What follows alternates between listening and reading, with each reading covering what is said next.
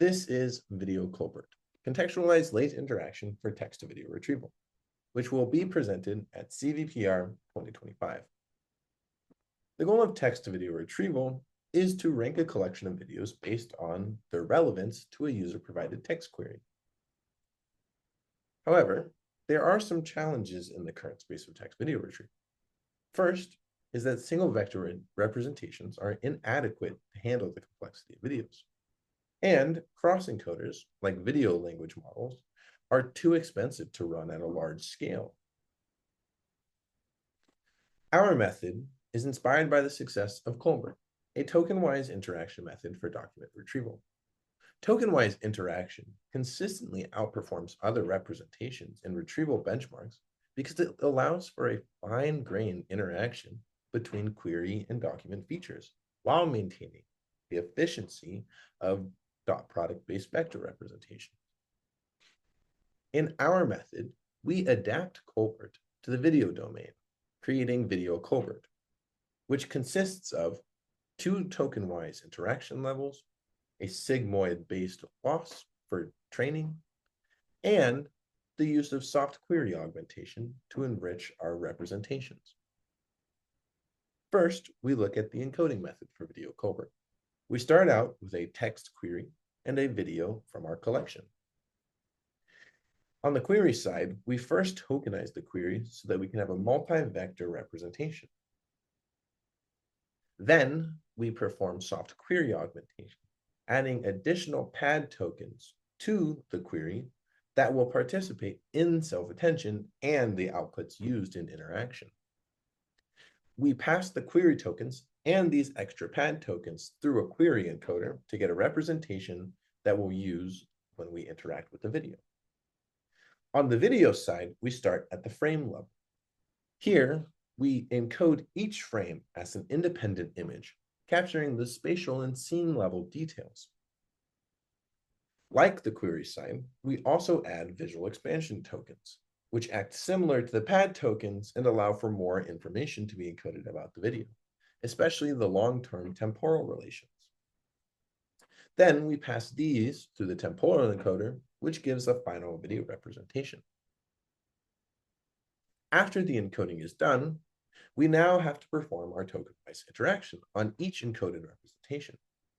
Here, the query tokens participate in interaction between both those high-level video tokens and those scene-level frame tokens.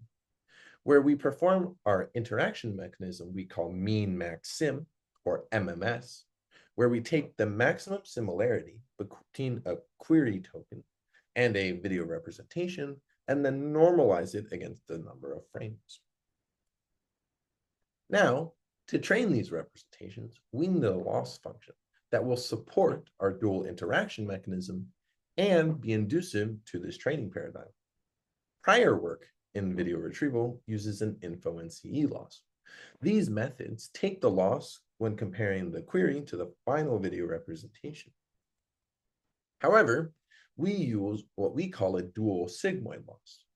We use this because it offers a sigmoid loss because it offers various advantages, including the fact that it doesn't rely on global normalization factors, leading to better training. Additionally, our specialized sigmoid loss variant is applied separately at each interaction level, where we take the loss for frames and the loss for the final video features. This helps us learn strong features that complement each other during actual retrieval. We say that the frame loss increases the interaction between spatial concepts, while the video loss increases the interaction between temporal concepts. We now compare our method to prior work, comparing against clip for clip, a custom version of that we call siglip for clip, and DRL. As you can see, on sentence-to-video retrieval, Video-ColBERT significantly outperforms these methods with a higher recall at 1, which measures how often the intended video is ranked at the top of a ranked list. We see the same results when we perform paragraph-to-video retrieval. Now, we do a bit more analysis to see what plays a role in our increased performance. First, we look at the interaction type. Here, we compare pooling to our mean max sim for frames, videos, and the Video-ColBERT method. Here we can see that every mean max sim variant outperforms pooling. Next, we look at the loss function, comparing InfoNCE to sigmoid. Here we see that sigmoid loss well outperforms the InfoNCE loss for our method.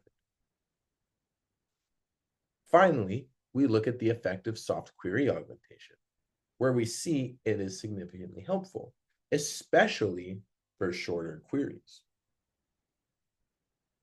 Arun and I will be at CVPR 2025, and we hope to see you there.